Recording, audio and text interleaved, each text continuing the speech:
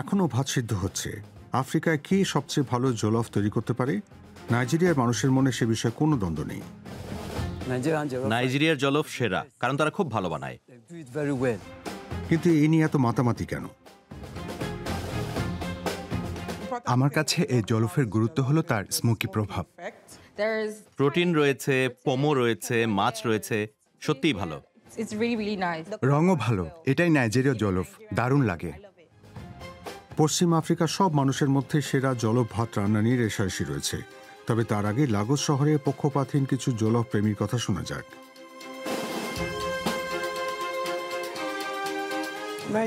নাইজেরিয়ার জলফ ভাত সেরা। আমি সকাল, দুপুর, রাত সবসময় খেতে পারি।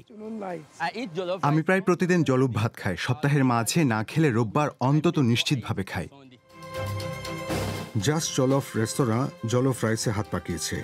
কাঠের আগুনেও সেটি রান্না করা যায়। সেটাকে ফায়ারউড জলফ বলা হয়। সেই ভাতের মধ্যে স্মোকি ফ্লেভার পাওয়া যায়। আমার কাছে বড় হওয়ার সময় জলফ রাইস মূলত উৎসবের সময় খাওয়া হতো। আজকাল আমাদের সমাজে অনেক ভাত ছাড়া কোনো পার্টি সম্ভব হয় না। সেই রান্নার মূল উপকরণ অবশ্যই চাল।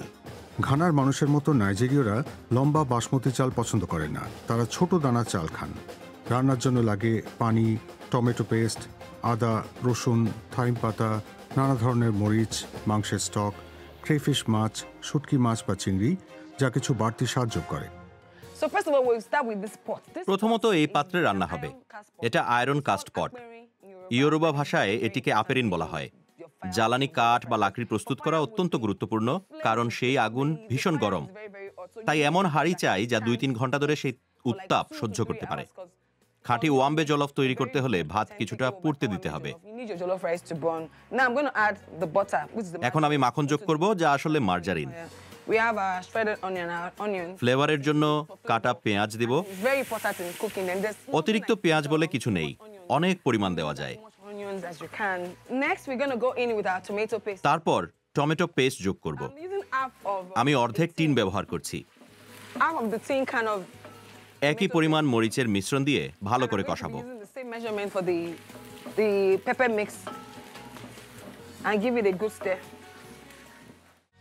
জলফ রাইসের এত বৈচিত্র্যের পেছনে পশ্চিম আফ্রিকা জুড়ে ওলফ জনগোষ্ঠীর মানুষের আনাগোনা অন্যতম কারণ। সেই অঞ্চলের অনেক দেশে নিজস্ব রন্ধন প্রক্রিয়া রয়েছে। অনেকেই নানা রকম মশলা ব্যবহার করেন, কিন্তু মরিচের ব্যবহারই স্বাদের মূল রহস্যের কারণ। নাইজেরিয়া ও ঘানার মধ্যে সেরা জলফ রাইস নিয়ে যে বিবাদ চলছে তার হয়তো কখনোই নিষ্পত্তি হবে না। সেটা জলফ ওয়ার নামে পরিচিত।